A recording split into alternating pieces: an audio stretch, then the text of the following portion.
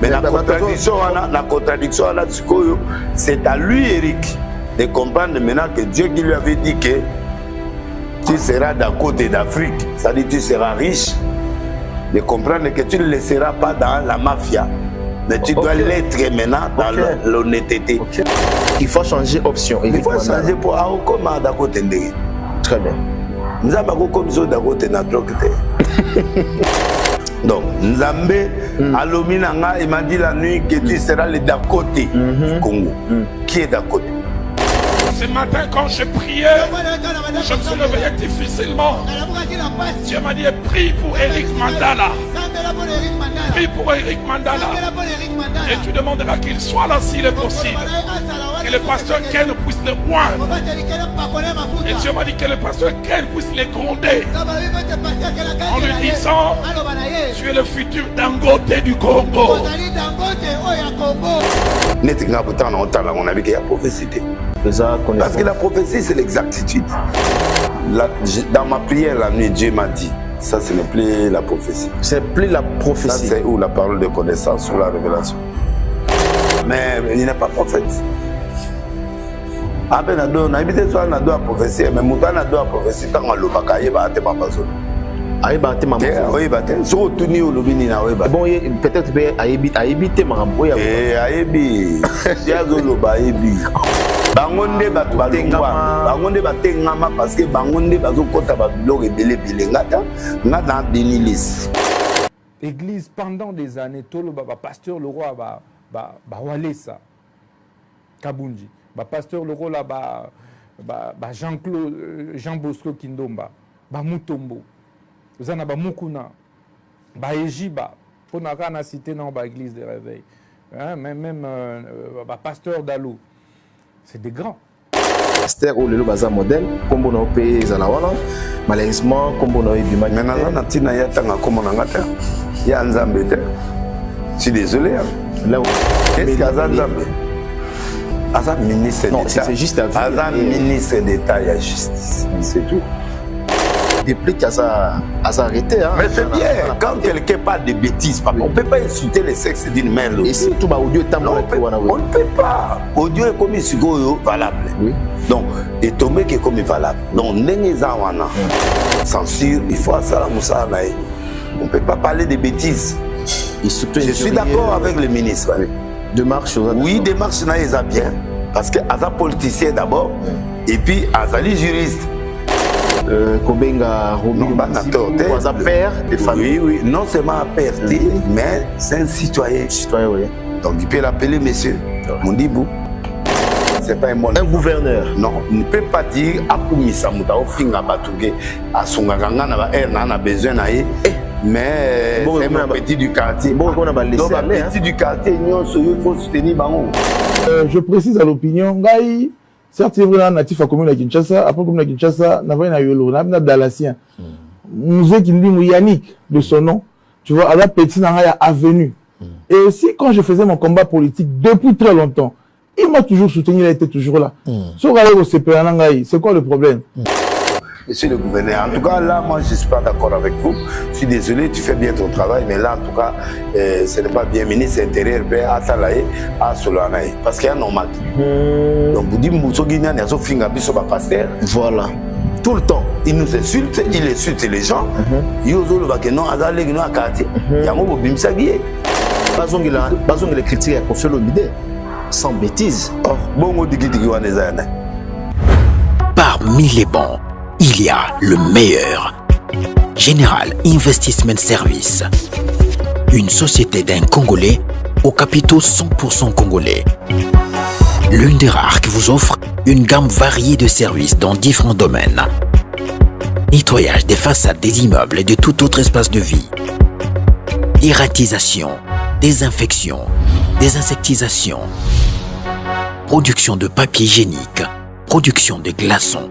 Spécialiste en logistique, spécialiste de l'immobilier, boulangerie, traitement des plaintes. Il met à votre disposition des camions-bennes pour l'évacuation des déchets et immondices. Le tout à des prix défiant toute concurrence.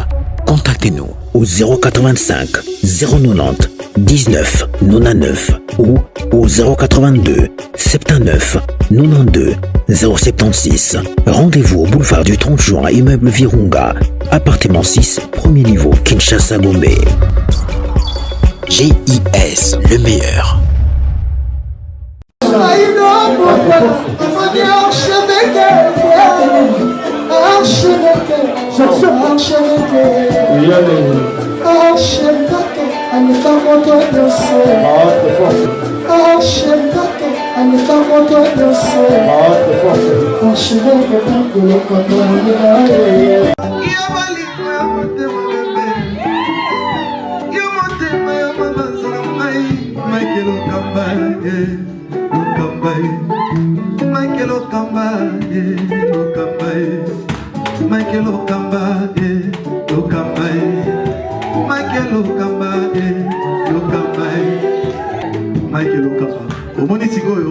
L'artiste, c'est l'improvisation. Na honoré dans l'émission. Africa Elengi TV, votre chaîne, l'incontournable, la star des chaînes.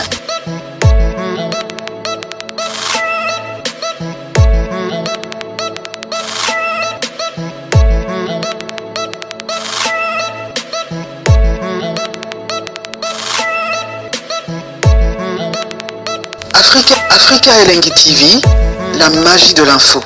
Voilà, bonsoir, bienvenue dans cette émission. On a vu que vous avez vraiment ébélé à Rota, la Bisso, Nabanda, Nababiro, partout au Bolingaka, émission Nabino. Aujourd'hui, Yambel Bino Moko au Bolingaka, na combo ya prophète des nations, Denelis, avec qui, solo là vraiment, la mametali Yamboka. Tu as vu que tension est à bien na côté Italie à Goma, na côté Italie à partie à Est, tu rebêtes à Masolo par rapport à Mambezo Leka, au Batbalobi, ministre de la Défense, ça a disparu, mais tout le monde a image de l'Axabiso qui a disparu. Il est actuellement à Katia Kinshasa, et puis tu vois, qu'est-ce qui s'est passé réellement au niveau à Est, au niveau à Goma, où tout le monde a qui tension vraiment et mataki bandeko bele babenga ki biso pona weba makambo ezoleka na niveau ya Est. Mesdames et messieurs, nous allons parler aussi na côté Italie à religion par rapport à ma prophétie. Le la prophétie est comme ma blague, le la prophétie est comme ma kiona, le la prophétie est comme le la aventure. Pasteur Aola la muki bien prophète ala la muki lobby apesi prophétie. Oyo lelo ezobeta libanda ezokokisamate to solo la on peut par rapport parce que prophète des nations aza parmi bat oyo sera pesi prophétie naie et kokisamara to mona rango bana mboka boko marake non voilà en tout cas ton demeli prophète des nations na prophétie nayo. Alors sans plus tarder Richard Ntesa fongolanga déjà plateau tous ensemble avec le prophète des nations Daniel Semoto Njambe. Bonjour prophète des nations. Bonjour archevêque. Bonne santé. Non, ça va. D'accord, d'accord. Toyambio lelo par rapport à l'actualité, ils ont préoccupé biso to banana na mboka. Makambo ezoleka na Goma, le bito mona commenté ce que ba image ba patindela ki biso. Qu'est-ce qui s'est passé réellement au niveau ya Goma? Bon, le problème c'est que le président rwandais Alingi Kosolo là directement en président la Bissoté parce que pour vraiment Nabiso, c'est lui qui est derrière tout ce qui se passe dans l'Est des Ali Kagame, l'armée. Alors, Baza a utilisé comme top M23,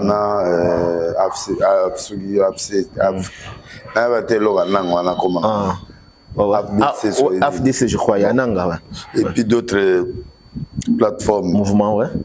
Des arts là. Donc,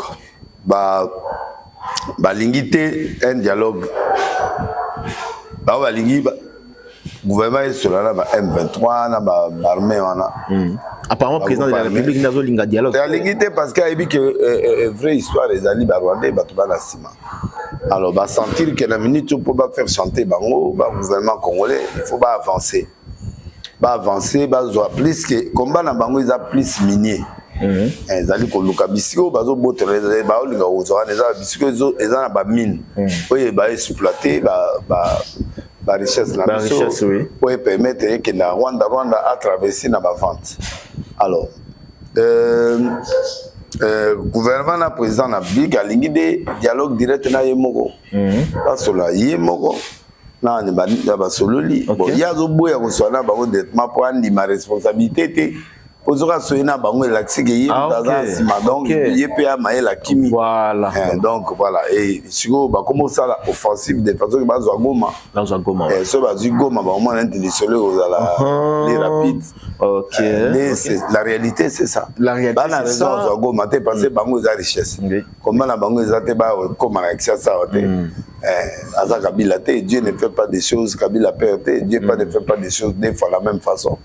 Donc il y avait un besoin d'un pays à changement, mais Kabila comment il y a le père. Donc pour le moment, besoin exact pour tout ça l'élection. Donc la démocratie est déjà installée dans le pays, donc on a besoin d'un coup d'état pour permettre de tout évoluer. Donc moi je crois que mais ici quand même population avec avec la communauté internationale. Bamusu bakomo dénoncer bamusu bazana na avantage wana pour na prix ya babiloko oyo vis-à-vis ya économie mondiale parce que tozana ba matière oyo ça ba téléphone ba avion ba biloko ebele zawa alors ba matière wana ezo uta awa tozai au monité ko ba kondanaki ba cacao na biso or cacao na biso ezaki plus important que ba cacao ebele à monde. Parce que ça va produire Ben Affleck à ça. Voilà, donc moi je crois que ce sont nos richesses, les Obomabiso. Très bien, mais nous, comme ministre de la Défense, Azomonanate, mais là, tu sais que réunion stratégique et tout ça entre ministres, la première ministre, Judith, par rapport à l'insécurité. Il y a une partie à Est et une partie à Goma. Bon, le problème est que le président a déclaré guerre contre Rwanda. Donc, il y a une option où il y a ceux qui ont solo la bien. Alors, maintenant, il faut le Sénat, le Congrès se réunir. Le président Alinga ça fait vers tout la guerre dans Rwanda. Là, c'est bon. Et là, on les a empêchés jusqu'à présent. Jusque-là, Bango Baza nous. Comment on peut dire, Baza caché derrière M23, derrière AFC, on a souligné l'on a Bango caché. Le roi Baza caché, moi je vais condamner Bango directement parce qu'ils n'ont jamais déclaré la guerre contre le Congo. Alors c'est ça, ils ont créé un flou. Baguette qui est Bango. Donc Congolais paient après pour l'habitement, donc aux après. Congolais après? Toi après. On a mort en ambition de défendre, toi après. Mais bah tu vas mon alors là, bitumbango ils ont la blague, la aventure. Ils ont blagué. Bah tu mais problème ils allaient bango des. Mais vraie cause ils ont ba politicien ou un boka. Non. Vraie cause ils allaient organisme ba pays étranger. Au bazar a besoin d'acquérir la richesse d'une façon frauduleuse. Parce que si on va soutenir la guerre, on va la richesse, on va la minute et puis on va s'enrichir. On va fournir grandes entreprises, on va fabriquer des blocs belé, les lots comme la numérique, des batteries, des blocs belé, la batterie la Tesla la voiture nyonso comme solaire wana nyonso ba matière na Congo 3/4 matière les autres na Congo donc biso za ba matière belé na Congo oyo ko faire fonctionner monde tu vois à part or na diamant na cuivre na bloc voilà mais beaucoup de choses et ça na c'est ma belé na biso ya Congo yango zo mona ke ole ba ya ko traiter directement na Congo yemoko na gouvernement na biso de façon que bango va gagner biso peut gagner ba ba lingi bongo te ba message na guerre wana depuis longtemps donc ba to na ba zo ka ba yibaka et puis ba pesa bango biloko moins cher et ils gagnent donc c'est ça la cause de cette guerre maintenant le pays où ba guerre les autres transiter ba Rwanda ils ont un avantage. Il ne faut pas perdre l'armée, il ne faut pas perdre la protection, il ne faut pas ça pour permettre. C'est l'hypocrisie à la communauté internationale. Okay. Donc moi je crois que c'est ça la première cause. Deuxième cause, ezali ba traître congolais o bazana kata masolo o bazana kata parmi bango ils ba politiciens ba politiciens oui bazé belé o bala kata kopa mbo mais pourquoi pas bazo dénoncer bango te ba bango mais ba dénoncer ba service ezali capable ya koluka pe oui ba ne ba makambo ezala ka normalement donc je crois que ba yebi bazo bazana kata ba koluka batwana je sais pas ou comment mais il faut ba service c'est ça musala pour détecter ma complice ya Congo. Troisièmement, les alliés faiblesse l'armée nabiso malgré nabiso tout lito bunda mais brisque l'équipe la biso na embargo pour na recevoir armes pendant beaucoup longtemps. Donc tout le monde recevoir armes solides. Donc malgré ba longola elo wana mais bazo pe biso na ba armes qu'il faut et puis ça coûte trop cher par rapport na koto peuple azolo aole lanzala koto pe il faut président, le gouvernement, il faut pas payer tout social. Donc c'est ça aussi qui crée trop de problèmes. Donc voilà. Troisièmement, quatrièmement, la classe politique n'est pas ensemble. Les gens ne veulent pas que le président Félix gagne cette guerre parce que au moins on a mérite. Il y a un bazar en retrait. Or, dans la guerre, nous on doit tous se réunir, nous tous, on doit être ensemble pour bouter l'ennemi dehors et parler le même langage. Mais là, si tu vois le peuple congolais, Moutara dans le langage naïe, politicien dans le langage naïe, Basundoli, président de la République, Yemoko. Basundoli, président de la République. Oui, Basundoli, Yemoko, il se bat. Dans la diplomatie, mais le peuple, le langage a changé à niveau international. Les gens commencent à condamner le Rwanda. Donc, les Américains, parti Mouzou, condamné le Rwanda. Donc, il y a le sang qui coule, mais les gens se taisent. Tu as eu une déclaration, il y a Kagame. Bon, moi, qui parlait sur moi, c'est que je sais que le président de la République, mal. À côté de Talia, l'élection. Non, mais on est à point de vue. Qui peut être, il est tout qui va être, il y a 97%. Nambo est opposant à la Nambo est opposant à la tête, puis on a battu Mitakala, opposant à Nyosokuna Babeta, opposant à Nye. Il y a des opposants, mais il y a des opposants, mais les bébés baba fouter, mais opposants baza. Ok. Ah opposants baza, mais ba fouter. Actuellement baza ba fouter. Ba fouter basé ba na bon côté. Si vous yo yo bunana na politique il faut bon. Baza na bon côté comment? Mais ba na bon côté. Nani asa nani bon. Nani Moïse Katumba na bon côté. Oui mais il peut pas tout gaspiller sur l'argent pour la politique. Il a la famille, il a les enfants, il a l'avenir. Il ne peut pas tout gaspiller pour la politique, c'est un humain. Félix pas kota na kitsa bokonza gaspiller. Hein? Félix Antoine Tshisekedi gaspiller. Il a gaspillé rien, il a gardé son énergie à il a eu prix à Papa Naï. Félix a eu le prix de son père qui a combattu ensemble avec lui pendant toute une période. Il y a des combats où on investit mon côté, mais Eve Sali, ils ont mis moi au foot. Donc, Eza n'a mamouté c'est un bon côté. Etienne Tshisekedi n'a pas fait un combat d'argent, il a fait un combat pour la démocratie. Et ça là qui est Barambesa Mobutu, effectivement, nous avons pu foutir dans la moi. Bon, moi je crois que Oya Lelo, na combattre. Combat exacté. Parce que ba outil na IDPS bazai ba lié ya IDPS bazai. Bon, mutuna bango l'opposition de mutazana pouvoir. Au lieu ba aider soit à pouvoir les autres ba comment combattre. Donc logiquement Félix na bango nyoso na ba outil placement. Ba bundi ensemble. Alors ba na discours à côté le la Félix c'était le faiblesse sociale et tout ça moi blog avec Mikeza normal ma douceur minen. C'est normal blog msusu na ba vol ba blog msusu ba corruption blog et ça lui que volontairement il voyait avoir la volonté mais au coup dans ce terrain na batou ayaki na bango na batou il a fait confiance va trahir. Donc il est en train de maintenant se ressaisir peu à peu pour Kotikata Mouelembo. Moi je crois que c'est un peu ça. D'accord. Comme guerre, il fallait tous se concentrer sur nous. Gouverneur, il y a. Bon, ils ont fait partie à combattre, papa. Adam, gouverneur militaire, pourquoi va-t-il? Pour la guerre, il peut mourir à cause de Massas. Et ça, pour l'école, les uniformes, on a balat. Pourquoi va l'ongolais va civil? Pour militaire au Bunda. Il y a un moment en tant que général au Bunda. À Rotia peut ba troupe à Képe Bitumba.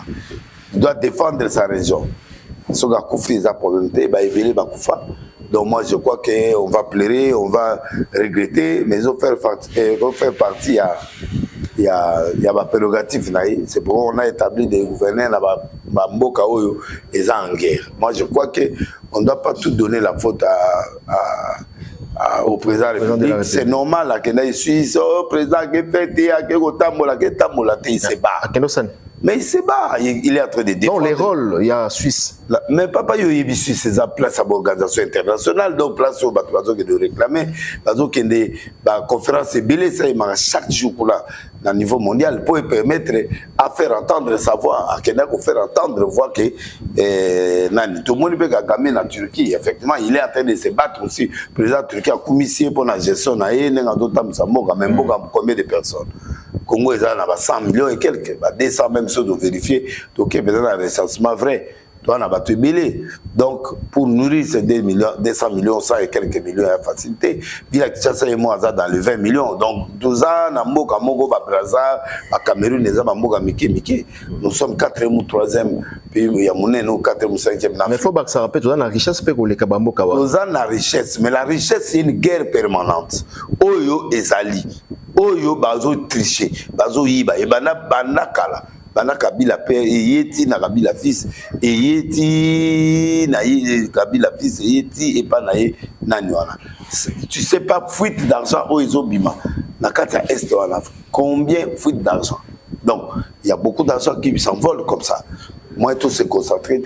Donc voilà un peu dans ce sens-là. Mais il fait des efforts quand même, président Félix. Bon, c'est vrai, c'est pas suffisant pour le peuple, mais le peuple a tenu à gâter, même en France.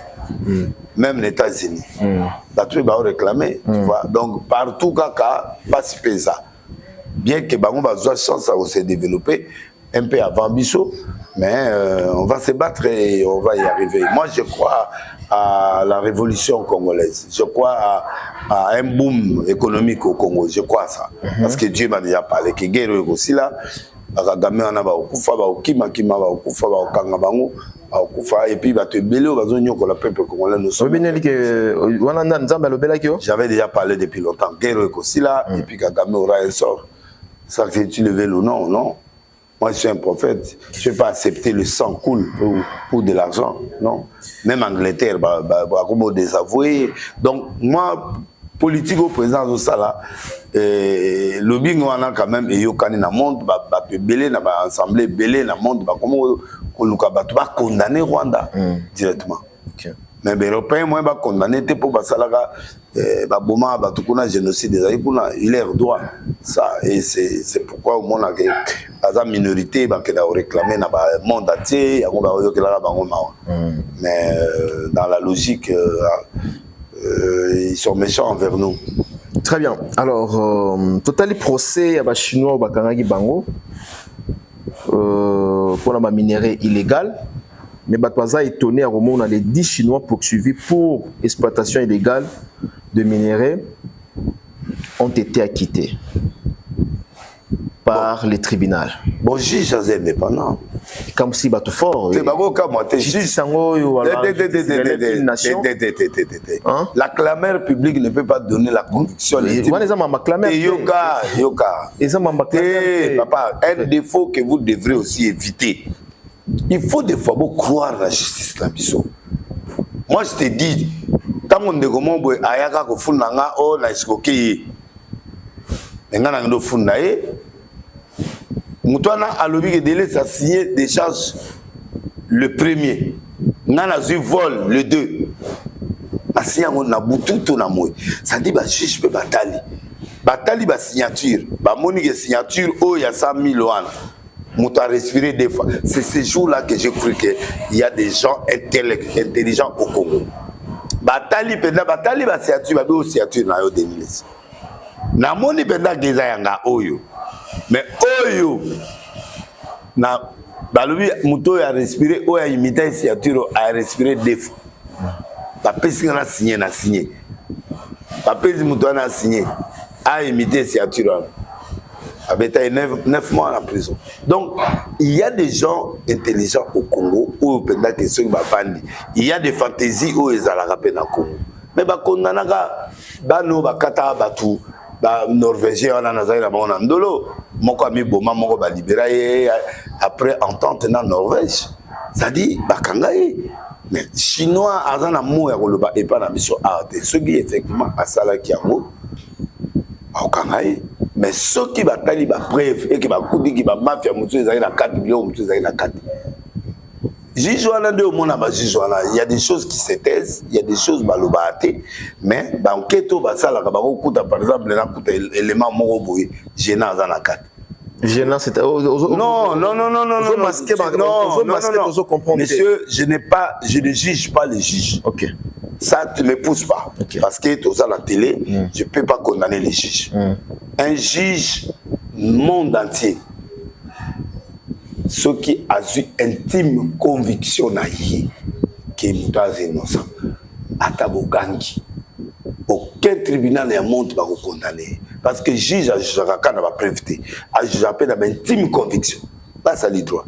Intime conviction, ça dit yé, ticket là, à la parquet beaucoup discuter. La loi. Mais là, le juge soit à se retirer, a bien condamné au 10 ans, condamné. À tes années, bobo yango mais Kenen appelle. Attends, bon, on appelle. Kenen appelle. Voilà, un appel, oui, pour changer. Oui, Kenen appelle. Tu es libre d'aller en appel jusqu'à la cour de cassation. Donc, okay. Et tu as la liberté d'en féliciter d'abord cousin Nanga, où il a commis, merci au chef de l'État, au président de la République, d'avoir nommé notre frère Maïndo, mes cousins, qui, les lois au la remise des reprises, a commis procureur général près de la Cour constitutionnelle. Au bout de la Cour de cassation, na BT Nzondo, quelques jours après, a commis procureur à la Cour de cassation. Beta qui est Nzondo. Beta Nzondo. Tu es na couloir. Ndégonanga. Obsegen. Ah. Qui va tomber. Nagolobate. Mais il m'a ébi. Namda liboso na bengi na bimdego mo nzonde ko ya bien nzonde de yom ta commis procureur Maïndo mais maintenant est représenté, on est content. Maintenant Maïndo président ya cour a commis procureur général de la cour constitutionnelle après de la cour constitutionnelle a eu fonction le plus top fonction ya Mboka. Donc c'est bon. Vous s'appelle? Oui. C'est pas parce que l'élection les gasiko on a voté président Fatiata 5 fois. On a qui na bimi na zongi soki ezaki. Non, on a quand ce qui est autorisé dans la salle. Parce que là, il nous a eu. Non, ce gars s'allie bien dans bon, je crois en lui, parce que Dieu m'a dit qu'il a une clé pour le pays. Si c'était pas ça, on a l'ingénieur. Il faut vous aller défendre un peuple. Non, je défends le peuple, mais je dois être honnête. Je ne dois pas défendre un peuple aveuglé, un peuple aussi qui est paresseux. Parce que Congolais pays, il faut tellement. Faut tout tellement défendre Mboka plutôt que nous bilanga tout ça là bilanga kaba veste kaba soulier kaba koulata kuiri na 13h non ça dit Congolais pays il faut comme entrepreneur faut aluka il faut asa la bilanga j'encourage ma fille belé wa ba osa ba makala na baba Congo ba pazo kende bilanga zo fele ozo moins 1 hectare obandi ko tipo obandi ko sala pondu obandi ko sala moi maïs. Tu fais quelque chose, ça dit il faut Congolais à la ville, Balomouemboka, Bangotuba comme la ville, moto, Banini, non, la vie n'est pas moto, mais il faut travailler et il faut créer des petites entreprises. C'est vrai, politique en Boga compliqué, mais les lots ça va crédit. Congolais a du crédit à Kim, à Teginda Hakim. Ndako ya Simbisaki, on a Tegan Hakim. Donc, nous avons du crédit à Kim. Dans l'église, nous avons 5 000, 2 000, après, Pierre Baninga Moussou. Moussou va se retrouver dans Zimbabwe, Moussou va se retrouver en Belgique. Papa, il y a on continue à aider. Tu vois, papa, un peuple doit soutenir, mais peuple peut faut tous à la courage, tous à la initiative, tous à construire bisoumo, tous à la moi il faut changement aussi à mentalité. Oui, bisoupe il faut travailler, il faut rester à la maison, il faut aller à l'intérieur, aux humains espace, au baniko sala moins temps, au tien moi bangolo bade au teka. Non, moi je crois qu'il faut qu'on fasse quelque chose. On n'est pas là quand on a chauffeur, quand on a politicien, quand on a député. Non, il faut aussi faire l'entrepreneuriat. Au bandi attendre 1 mètre carré, obandi olé sa famille et mati comme ebele titre yango mona ba Nigérien ba Américain de business donc ils attaquent tout défendre bango ba osala le côté non c'est vrai la politique na biso est faible côté social mais il faut aussi biso peut topé ça gouvernement la biso peut poids pour tout ça makamusu moi je crois que je crois au président Félix pour la prophétie nzamba pesa nga il est le socle de ce pays ça dit biloko ya ko tia na mboko et puis ça développement à mboka moi je crois en ça et c'est pourquoi je les soutiens. Très bien. Alors toi solo la maintenant prophétie prophète des nations peuple dédié bazota layo les autres tout pasteur bien qu'il n'est pas prophète bah comme dans système il y a pour prophétiser bateau bon il prophétise pas mais mot est très pauvre prophétiser veut dire parler avec exactitude voilà. Quand quelqu'un prophétise, il parle avec exactitude. Il faut qu'il y ait un enseignement, on en a TV. C'est quoi la prophétie? Il y a la prophétie du don en prophétie ça. Il y a la prophétie du ministère. Il y a aussi les paroles de connaissance. Il y a aussi la révélation. Il y a aussi les bateaux confondre ce mutazo luba. Namoni, il a accès à la prophétie. Révélation. Il cause la révélation, il cause la parole de connaissance. Mais révélation, ce qui m'a dit, on a Nanzambe. Dieu m'a dit par exemple. Mais la prophétie. Ok. Ainsi dit l'Éternel. One est la prophétie.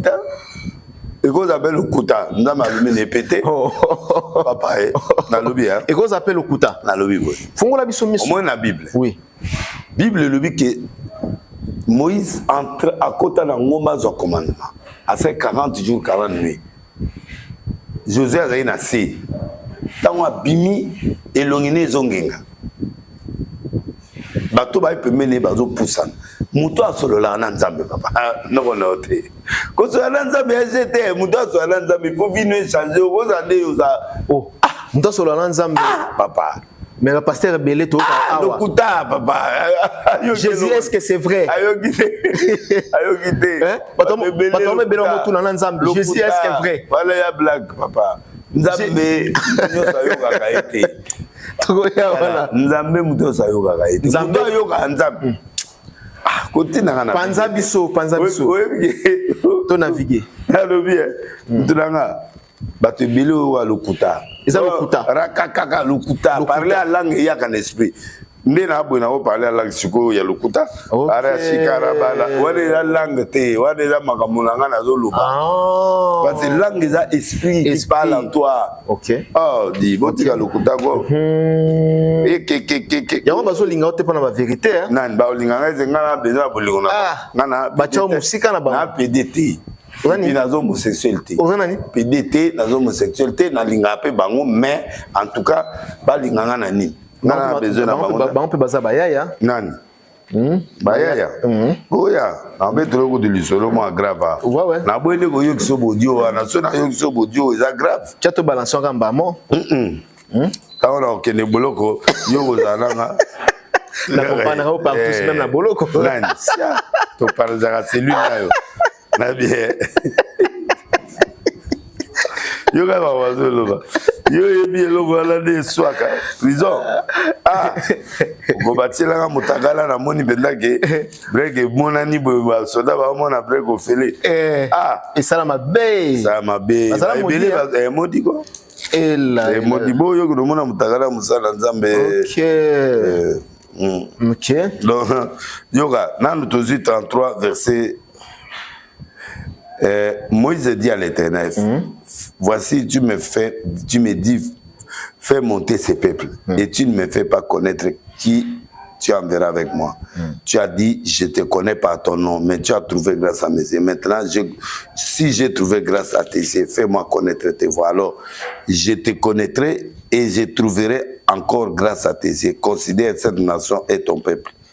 L'Éternel répondit, je marcherai moi-même avec toi, je te donnerai du repos. Moïse dit, si je ne marche pas toi-même avec nous, ne nous fais point partie d'ici. Ce que Moïse a dit, Seigneur, montre-moi ta gloire. Montre-moi ta gloire. Abi mutako monangati. Mais na oleka vana na si adibanga na oleka. Okutalanga mukongo nanga. Na peut-être ce côté. Très bien. Et mets-toi dans un creux de rocher. C'est là. D'accord. Verset 18, il y a 33. Moïse dit, fais-moi voir ta gloire. L'Éternel répondit, je ferai passer devant toi toute ma bonté. Je proclamerai devant toi le nom de l'Éternel. Je fais grâce à qui je fais grâce, miséricorde à qui je fais miséricorde. L'Éternel dit, mais tu ne pourras pas me voir ma face. Verset 20. Car l'homme ne peut pas me voir et vivre. L'Éternel dit, voici un lieu près de toi. Tu te tiendras sur les rochers. Rochers, allez au vandi pendant la lipanga, ya parole, au vandi pendant les couleurs révélation. Pour mon ensemble. Quand ma gloire passera, je te mettrai dans un creux du rocher. Dans côte so ma coulé vandi na parole, la révélation, le coutaté à solo. Et puis je te couvrirai de ma main jusqu'à ce que j'aille passer. Lorsque je retournerai ma main, tu me verras par derrière. Mais ma face ne pourrait être vue. D'abord, voilà. Ma face ne pourrait être vue. Oui. Et mon amateur. Oh, j'étais avec Dieu toute la nuit. Yosa inanzambe. Yosa nanzambe ozande ozana. Ah, obi ba te belé ta ba télé ba deba ba cher ba mona gondre ba extraterrestre. Oh. Yo mona nzambe. Nzamba biso moni okufi o résidé. Mais comment tu na nzambe question, dis est-ce que c'est vrai? Kasi on est ba théâtre de chez nous. Donc problème tozana ngo ezali que les gens veulent du théâtre. Bato balingi ko sakana po nzamba azana kiti ya grâce azali na kiswa kala soko sai mabe afongoli mabele bodindi mbele ba passer ebele ba sokola basi na kata podium penda ne ba otongola ba na kata podium o mona ngote ba image za donc bato wana nyoso wana mbe bakufa du coup me bakufaka nzamba mawa akomi nzamba mawaza na siège ya grâce nde yango zo mona bilo mutso azokanga miso po atikela mutu temps ya repentance yo mona nzambe ni oza likolo pour mon nzambe d'abord il faut placer dans libanga eza rêve parole au vandi penda assis na parole bilonga nzambe vandi le kutate ko bote le yenge to vandi wana nde ko mona nzambe o mona pe na o mona et puis ko mona yenge o mona bote ça dit que ba bilembo o mona moi clair mo eleki boye moi lo o mona ndini papa okufa est-ce que tozana ba pasteur lelo prophète des nations les lots na Congo, tous en a prophète, pardon, tous en a pasteur ou bien ba prophète oyo bamona ranzambi na elembo bazar mais ba ibanité bazar mais ba ibanité oui ba ibanité oh ba ibani ça n'a rien à voir bon je sais pas mais en tout cas mandé na omona ba biloko on désolé ka a ebelé à moi passe ebelé ça passe parce que ba côté ba réseau ebelé ba côté ba réseau ebelé ba réseau ba kisi ba réseau ba science ba réseau ebelé ba côté nzamba souté ba omine ko salela ba biloko ba biloko wana siko ba omona ngo ke nzambe mais ya na nzambe biloko nini ba kisi wana ba science occulte ba biloko wana mike ouais ça je le dis je suis prophète donc je crois que c'est ça. Alors, donc,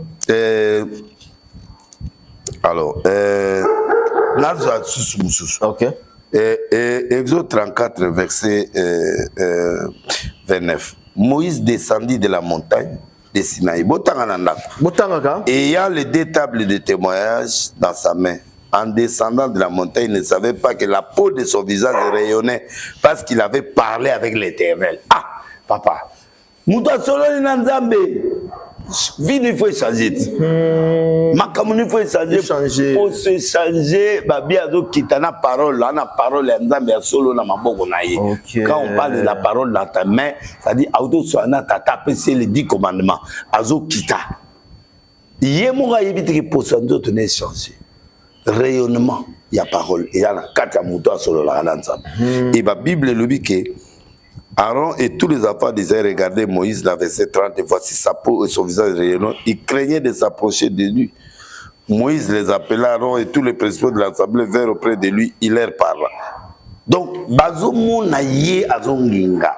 Yozo solana nzabo Dieu m'a parlé. Dieu t'a parlé aux andengozana. Mamunza Dieu t'a parlé ça les marate. Yo vraiment magamone ou pas en colo. Okay. Papa, Kosolana Nzambe zali sécurité, Kosolana Nzambe c'est une dimension. Vous comprenez? Toyo kakama muke ba voix audible, tout le monde a ba vision. Mais comment Nzambe boui, okufa. Et ba signe ça, o mona ke o tata, na ba voix toujours yoka. Mais ke o mona Nzambe boui. Ils sont mona signe à Nzambe. Oui, plusieurs fois. Et puis moi j'ai eu des apparitions avant na monter mais yango mona comme on ngetabola mais na boyété na mona mais tant on a mon vie changé na komi delesi na komi delesi na seba stade na seba bloc belé Dieu m'a béni papa ezali segité ko mona nzambo tikala je n'ai jamais vu un homme qui passait de la croix et restait le même. Quelque chose s'est passé dans son cœur. Moutoua kutani na nzambe poda solo boyo ozalande ko zala. Peut-être bamba mona que non ba mbongo ezali papa mbongo nzambe te. Ba immeuble bazotomba na lobby et centenaire qui na mbongo mais serviteur il malade abikate. Il a dit seulement un mot mon serviteur serait guéri. Yesu alobi va. Amona ki yesu na mbongo na maboko boyete mais a déclaré le loba mon miracle. Donc moi je crois que mbongo est synonyme à bonzambe te. Na te sozo mbongo est synonyme ya bonzambe te. Na répéter ma lobi ona. Mbongo est synonyme ya bonzambe te. Voilà. Mbongo est synonyme te mais ko vanda na liloba ya solo. Na liloba ya solo. Ko banga nzambe ko za na ba pierre na maboko. Parole pendo ya solo hypocrisie te za na maboko. Ah papa. Nzambe au sala te ndengeni. Yango zo mona même ba prière na nation to okeni. Est-ce que la prière à Nassau, qui prie Dieu, qui prie Dieu. C'est difficile. Est-ce que Pasteur Roland Dalo a inspiré Kayo? Oui, c'est un serviteur de Dieu, oui. D'accord. Mais là, c'est un apôtre. C'est pas un prophète. Ce n'est pas un prophète? Non. C'est un apôtre. Est-ce que tu peux avoir la parole de connaissance? Est-ce que a prophétisé non, pas prophétiser. Prophétiser, c'est on a une révélation comme ça. La révélation, vous avez la parole de connaissance, vous avez voilà, mais il n'est pas prophète. Ah ben, on a habité sur un prophétie, mais Moutan a deux prophéties tant qu'on l'a pas caillé, bah t'es ma bazolo. Aïe batte maman. Oui batte. Sur tout ni au lobby ni na oui batte. Bon peut-être aïe maman. Oui aïe Dia zolo ba aïe. Oh ba ndenge ni. Na oui ba pour un prophète. Ah yozo mona ka aïe. Oui. Parce que prophétie ça bon nzamba zolo ba papa nzamba zolo ba tu n'as pas le temps, tu parles directement. Et tu es aux en dimension monsieur esprit côté lui zolo bila. Dans la nuit, quand j'ai prié, dans ma prière la nuit, ça dit il est conscient que j'ai vu Kato vision, Kato sur les vision, dans ma prière la nuit, Dieu m'a dit, ça ce n'est plus la prophétie. C'est plus la prophétie. Ça c'est où la parole de connaissance ou la révélation. Où il est conscient de ce qu'il a vu. Et il répète ce qu'il a vu la nuit. Mais il peut ainsi dit l'Éternel. Non. Différence c'est ça. Ainsi dit l'Éternel veut dire tout simplement que ça vient automatiquement de Dieu. Tout. Il a cité qu'il y a prophétie. Il a cité que et lorsque je certifie ça, qu'il est raté, pour y pas même ta parole de connaissance, ainsi dit l'Éternel.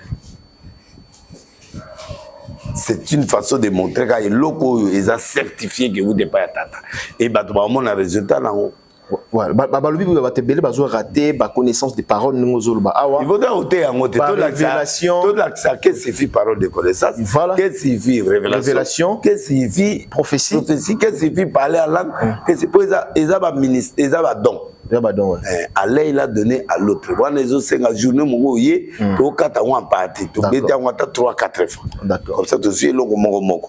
Oh il y a ce salon les paroles de connaissance. La telle chose au comprendre.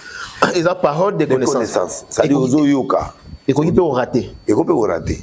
C'est tout à fait normal. Oui. Parce que la prophétie c'est parler avec exactitude. Prophétiser veut dire parler avec exactitude. C'est ça le mot prophétiser.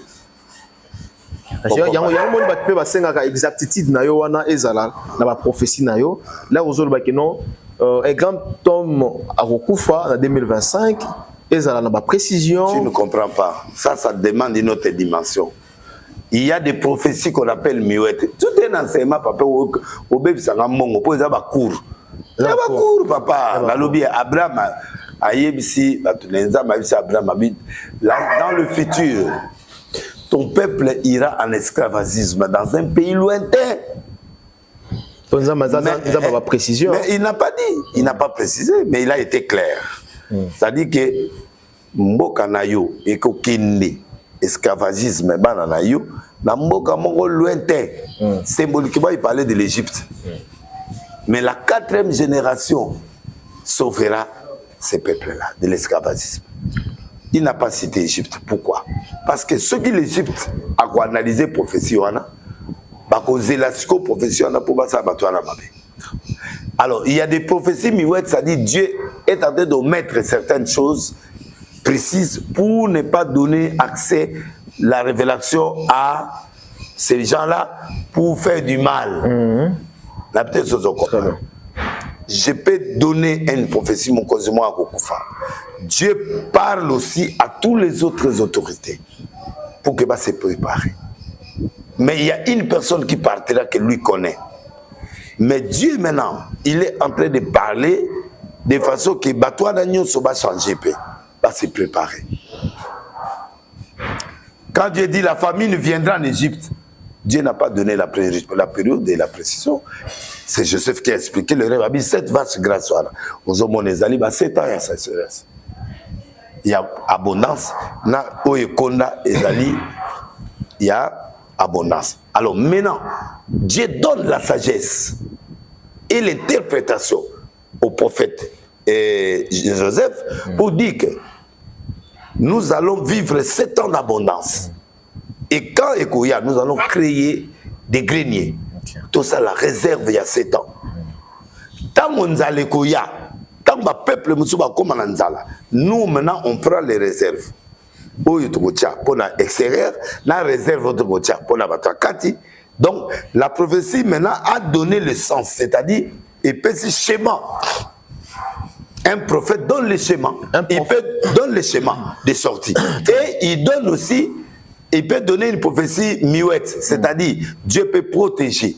Okay. Moïse pour 4e génération, à Lévi. Lévi, moi, Lévi, baboti Moïse. Yango moni Moïse babomi batutu me ya kufate mais yé moutaïko libérer Israël l'Égypte. Donc la prophétie d'Abraham s'est accomplie, mais c'est nous les gens du discernement. Pour nous appeler ça le discernement des esprits, après ça doit parler en langue, après ça langue il faut l'interpréter. Okay. Mais on peut prier en langue sans interprétation de façon que donc bref, c'est tout un cours d'esprit. Alors, parce que l'eschatologie, oui, l'eschatologie parle de ces choses, mais là, il faut vraiment l'expérience qui doit être liée aussi à la Bible. Donc, mon apôtre, Moussa n'est pas établi l'église. Au monde a sali, c'est ça l'apostolat. Okay. Mais il peut avoir la parole de connaissance, okay. Comme peut avoir dans la don et la prophétie. Ok. Mais il n'est pas prophète. Mais il n'est pas prophète. D'accord. Alors, à quoi le beloko, mais est-ce qu'il y a un discernement et le quoi? C'est ça. Ah, c'est ça. Hein? À quoi le beloko, mais est-ce qu'il y a un discernement et le quoi? Peut-être que le quoi des apôtres n'a pas de l'obanate, mais il y a Prenons le cas, il y a Eric Mandala Tourouya pour l'arrestation. Oui. Alobi que non, Alobi Nini Awa, Alobi Pasteur Dalo, Alobi Eric Mandala et le futur Dangote du Congo. Apôtre Dalo. Apôtre Dalo, voilà. Oui. Alobi que Eric Mandala et le futur Dangote. C'est qui? Non, la CPL, bon, Zamba est d'un côté. Donc, Zamba est d'un côté. La CPL. En tout cas, réfléchir bien au Mitouni. Oui. Oh là là, Dieu m'a dit. Il sera d'un côté d'Afrique. Donc, Nzambé, Alominanga, il m'a dit la nuit que tu seras le d'un côté du Congo. Qui est d'un côté? C'est un homme d'affaires nigérien. Est-ce que Nzamba est bien? Il y a un autre tournage. Oui. Bon. Ça dit, en d'autres termes, ce qu'il voulait discerner. Le discernement voulait dire que tu seras un riche. Comment? Tu vois? Dieu peut parler qu'il sera un riche. Quand et comment et pourquoi? Maintenant, on l'arrête avec des drogues. Très bien. Maintenant, est-ce que la prophétie est contradictoire ou pas? Selon yo, la prophétie est contradictoire. Non, il faut le battre. Non. Écoute. Mais il y a un solo Voilà. D'abord, à citer les Dakota d'Afrique. Oui. Même pas biblique, Salomon et Afrique, Salomon à Congo, mais Dakota. Dakota d'Afrique, oui. Ça dit, homme d'affaires. Moi, en tant qu'un homme de discernement, je ne vois pas d'à côté. Mais je vois seulement qu'il voulait dire que Dieu dit que tu seras béni. Tu seras riche un jour ici. Mais il y a professeur au bien mais na début à l'objet que pasteur Ken a blâmé tout ça. Il n'a rien vu, il va voir. Tu vois. Maintenant, là, c'est la parole de connaissance parce qu'il y a beaucoup de points d'interrogation sur la parole de connaissance. La parole de connaissance n'est pas tellement précise parce que la parole de connaissance c'est Ozoyoka. Ozoga voix mo ezolobelo to Ozoyoka et là mo ezolobela yo. Voix nzambe ezolobela ou une voix quelconque. Parce que le diable aussi peut parler. Ce qu'on a dit, c'est ma message, on a pu coller. D'accord. Donc, bon, s'il a parlé de Dieu, c'est d'accord, ça dit que Dieu voulait tout simplement dire qu'il sera riche. Comme il sera riche, comment? Maintenant, la contradiction vient. Moutango a comme riche, le gars d'à côté. Moutango a doté à drogue. Oui. Comment expliquer ça? Comment expliquer? À ce moment-là, il y a tout un problème, dans ce sens que il y a un processus où il y a discernement et peut-être à cause de l'eau que bimi lelo que Nzambe a reproché à punir que zonga honnêtement, travailler honnêtement, comme ça Nzambe pas au sanini à copa molayo. Donc ça fait partie du schéma prophétique, mais qui n'était pas clair dans la parole de connaissance. Ok. On comprend? Très bien. Donc, alors, ce n'est pas une prophétie, c'est une parole. Que les gens ne puissent pas trop juger. Parce que c'est un apôtre. C'est un apôtre. Qui parle la parole de connaissance. Et lui-même ne peut pas avoir le discernement. Lui-même ne peut pas avoir le discernement. Alors, Boya Robete, Boboti dans l'autre, va tenir rigueur, va tenir rigueur, c'est la parole de connaissance. Ils ont juste parole de connaissance. Oui. Et à comprendre l'obité, il n'a pas les enjeux. Maintenant, en tant qu'un homme de discernement, expérience prophétique, je peux comprendre. La expérience prophétique. C'est important. Bon, il faut yoka voir Satan yoka naka voir Nzambe yoka na mutu azana discernement. Na mutu azana sagesse. Na mutu azana esprit supérieur. Parce que il y a l'intelligence. Dans l'intelligence de Dieu, il y a la sagesse, il y a l'intelligence supérieure. Il y a beaucoup de dimensions ezawana. Oh, bah tu faut pas comprendre. Muta oya bonzamba lobi na monaki. Quand tu dis déjà na monaki, ça dit vision. Ce que le but que na yokaki dans ma prière, parole de connaissance. Il y a prophétie. On a vu qu'il y a prophétie. Parce que la prophétie, c'est l'exactitude. Mais dans l'exactitude, Dieu peut faire une prophétie miouette. On a émissionné Abraham. Si par exemple, il y a prophète Esaü, que Ozo Koufa, ça c'est une prophétie. Puis ça va ordre, à sali repentance. Zamba Zongelier, parce que même temps où tu as sali repentance, et là, on est au Salema. Au mon accident, so on a malheureusement aux accidents, so bo sambeli. Au mon appenda accident, pendant yé, mutakufite carré pendant l'été, mais au mon appenda camion yé boue, waouh, oleki. Il faut mon ango, il faut mon elokoana. Ça dit que ebomi yote pour prier le logo yango, mais comment on appenda accident yango, ah n'a raté accident. Au canisi prophétie malamon. C'est ce que les gens oublient. Aux oranga, ceux qui parlent de l'homme monde à lobby. Et ça limité, et que ça les macaques. Donc, tout le monde qui parle de la part de Dieu n'est pas toujours un prophète. Ok. Même à s'engager dans le combat à Nzambe. Alors, prophète. Prophète des options moussous. D'accord. Prophétie veut dire précision. Mais dans la précision, il y a des prophéties miouettes. On a protégé Moutou. Dans mon ami, c'est moi Koufi. Au lieu d'aller à la TV, par exemple, la cité comme Moutou. C'est dangereux parce que Moutouana, Tamouana Koufate, Tamouana prié, mais et ça dit que Moutoumoua m'a bé à profiter par Bomaï. Toi, ça les m'a bé à l'oreille, ma pesara prophétie. C'est-à-dire, il y a c'est des... pas prophétie ming oyo ça les aramouettes. Non, il y a des précisions. Moi, ça passe seulement mon nena okufa. Ils ont précisé. Mais, natangité. Mon passé, moi, mon nene a okufa. Mon nene a déjà, c'est une précision indirecte. On est autour de Bakalaming en 2025, mais ici, mon nene a okufa. Ils ont la précision. Oyo bien que mon nene précisé ça. Non, bah, monsieur Mine basé belé. Eh, Mine basé belé. Yo ne me dozo benga basé belé. Yo considéré net bina filo le monsieur moi mon nene. Té to bina filo. Et maintenant le bana yo Mine basé belé. Basé belé mais na botanga 5 basé belé. Oui, ba 5 6 oui. C'est bon. Mais bango mo ba yebi. Donc, toi, tu as bandi prière. Si tu as bandi prière, et soyez, moi, on a bango ici. Mais on a yebi. Yo yebi? Oui. Na 2000 combien au bagui? 25? De 2025, tu m'as dit que c'est presque 2025. Parce que nous avons 2025, 26, c'est ça que l'homme. Comptage, nous avons mes années, tu as bisoté. En tout cas, ils ont la précision. 25, 26. Oui, ils ont la précision. Parce qu'il y a des prophéties, il y a Moutoumoko. Le président de la République en a danger. Là, je cite. Dans mon président, à quoi il n'a pas on appelle ça prophétie Moaboy. À Koufité. Donc, mon président, qui peut pour toi, Zongia, on est là, on a qui à Koufité. Mais là, il y a une attaque. Là, je précise la personne. Peut-être ce que je comprends.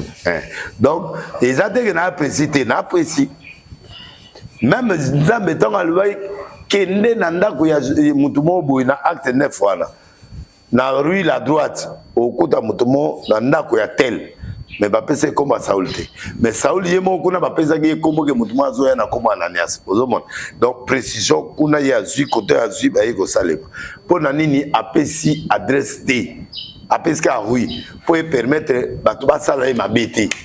Très bien.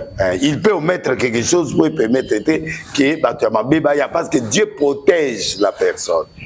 Il y a l'aspect protection, il y a Nzambe, mais quand il y a prophétie, ça se passe. Et puis, il y a une opportunité à se repentir. Mais la chose, tu le verras. Oh, belle ma sur coup, mais au moins, on a occupé dans l'hôpital, au 4 mois, monter, matin 5 minutes, réanimation au zong. Au moins, il peut dire au coup, qui très bien. C'est ça. Parce que donc, on a mon parole de connaissance, au bac, c'est là, on a 4 jours pour le au bac, ça paie. Mais au bac, c'était dans le lobby que tu seras les Dakota du Congo. Dakota, on est dans la réflexion, que c'est un homme riche de l'Afrique. D'à côté. Et dans Abakissi, oui. Et à l'issue, pour la parole de connaissance. Mais Abakissi. Kassi. Parole de connaissance, ça dit yozo yoka, ozo réfléchir, ozo yoka, ozo mona, ozo comparer. Dès à l'objet, aussi sera d'à côté d'Afrique. Nulle part dans la Bible, nous avons fait sa prophétie en référence à Moutaza du Bandabi. Et Salamate. Très bien. Mais il a parlé en connaissance que tu seras tel d'Afrique. D'accord. D'accord. Alors, mais à cause cité, mais à lobby, sauf que prophétie, ça dit contradictoire. Mais la contradiction, c'est à lui, Eric, de comprendre maintenant que Dieu qui lui avait dit que tu seras d'un côté d'Afrique, ça dit tu seras riche, de comprendre que tu ne le seras pas dans la mafia. Mais tu dois l'être maintenant dans l'honnêteté. Parce que sinon, pour ceux qui ont tous les grâces, mais ceux qui ont 10 ans, 5 ans, tu vois, il a encore, il est jeune, par rapport à l'âge, il peut revenir. Et dans les quarantaines, il peut revenir. En revenant, il change l'option. Il faut changer option. Il faut changer pour avoir d'un côté. Très bien. Nous avons comme ça d'un côté na drogue. Tu mets tout le pas vérité. Ok. C'est vrai. Voilà comme prophétie ou parole de connaissance, c'est la mafia. Donc nous avons comme ça d'un côté nandenge ya mafia te. Oteka bangi te, oteka drogue te, oteka lo moi ma bête, oteka normal pour un commissaire normal. Mais la prophétie, la parole de connaissance reste. Parce qu'à un moment, il y a vie naïe. azali koteka na bakoupe azoteka biloko na nzela. Aloba même que ateka ba pétrole hein. Ah ouais, donc il va reprendre le pétrole, à reprendre biloko mususu honnêteté ne kokomisa enani elongoli parole wana te. C'est à lui maintenant de changer. Pour Nzambe akokisa parole wana. Très bien. Je pense que le prophète a clarifié la chose. Hein, donc, au moins, quand on a passé, on a le lendo kakande, on a tout kuta na kape na biso to partage. Et mais si le lendo l'équipe, na okete, voilà on le bagay a formé, oh mais ngande mutoya matière. Ok. Faut ya, bon ça ba conférence motia pe ba te muzo ba théâtre. Beaucoup benga ngape na te ici la prophétie. Bon, il y a un homme de 2 ans d'expérience pour les Kabatutu. Papa, je suis converti en 80. J'ai combien? J'ai combien? Bon, bah, ministère, 30 ans, sur combien? Na 80. Si on a combien? 45, 46. Âge n'a presque. Il y a batangoka. Et il y a des botamans, il y a des prophètes. Si on a des patriarches. Le lendo, le grand de Léon, le lendo, Pierre du prophète n'a bêté au Macam. Bon, en privé, papa, le roi Nicodème, il y a un bango moi le roi yondo longwa na monde na bango. Non, na monde bangone. Longwa bangonde batu balongwa. Bangonde batengama parce que bangonde bazo kota ba biloko ebele belé ngata, ngata denilis, neka na zalaki. Je suis sincère, je suis dénilé. Journaliste, voyez l'image. Pourquoi publier vite? Pourquoi publier? Parce que Eza, biso total sera fullté, biso total sera messager ou azo pesa bat. On a expliqué avec blog et belé, banamon, bayagi wana, bagi famille moi une vingtaine, bakenda parce que papa n'a pas fâché, ba exposé bana. Donc il y a des gens trop discrets bayar en église. Avant mon cousin, il faut filmer, il faut monter à droite.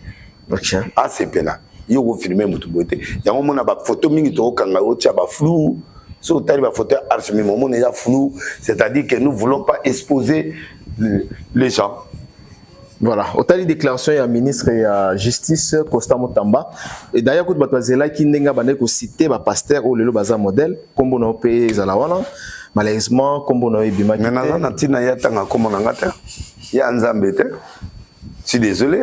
Là, vous avez le que vous avez un ministre d'État. Non, c'est juste à vie. Un ministre d'État et la justice. C'est tout. Aïbinzambe o ya kendara ba église o ya kendara tanga mukuna to zela ki pe même mukuna ngo jour moi le kana ki wana yepe avant en tant qu'évêque en tant qu'ancien biso za confession religieuse en tant que confession religieuse même un ministre quand il est en face d'un évêque il faut attendre le mapé symbole mais jour moi na mon image et mukuna ti mutuboyi avant na mon image wana donc c'est pas aussi bien. D'accord. Donc, il n'est pas avant ministre de la justice pour nous signer une ordonnance. Aussi pas arrêter, pardon, pour l'église, banini, ONG, mais nous avons été que sur le Camélo, il y a le biais nous avons été. Au moins, le Bamoussa, le bail, donc, bref, en fait, nous avons ouvert d'esprit.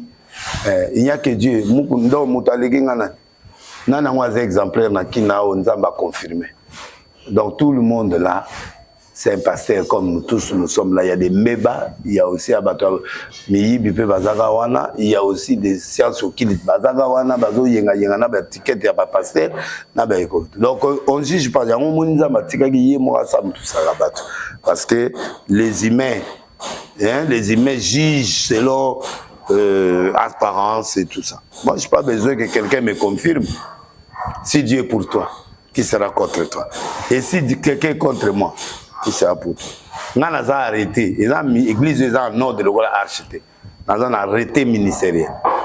NRC, ils ont arrêté ministériel. Cette fois-ci, on a le comportement. Comportement exact parce qu'un évêque,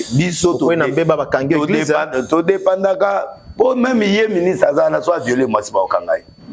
Très bien. On peut passer sur la loi. Si on peut sali et l'eau comme ma bille, et on doit épargner la loi. Nul n'est censé ignorer la loi. On a un juriste, le colaïe.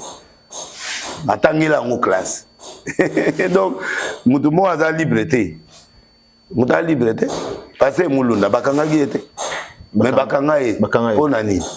Mais na pasteur exercice à pastoral, a été commis Maramoussous. Donc, quand tu débordes ta ligne, la loi frappe tout le monde. Donc, moi, je n'ai jamais eu besoin de Mouta témoigner. Moutou, c'est la go témoigner, Tata. Quand les restes, je m'en fous. Alors, il va reveiller sur même la sortie médiatique Nabino. Il n'y a pas de problème, tout sur là. Abimi. Abimi, tu il y a un Mouta, ça appelle ces paroles de connaissance, comme on voit à côté. Tu analyser. Si tu analyses, on a tout fini, Moutou. Tu fini, Moutou. Fini, voilà. Donc, nous, on est dans les analyses.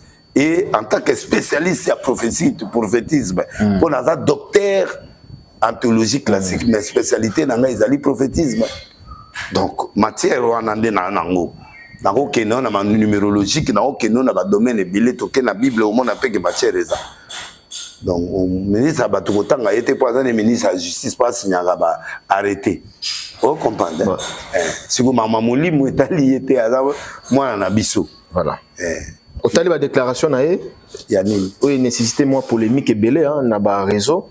Oui. Il faut anticiper awa. Prenons le cas par exemple, il y a Robinho Mdibou. Ouais. Au bate belé ba CP langote babi il y a quand même un langage approprié au ministre Raoul Koteni. Ba tu ba autorité. Kobenga Robinho Mdibou, un père de famille. Oui, oui, non seulement père, mais c'est un citoyen. Citoyen, oui. Donc il peut l'appeler monsieur Mdibou. Robinho, monsieur. Bon.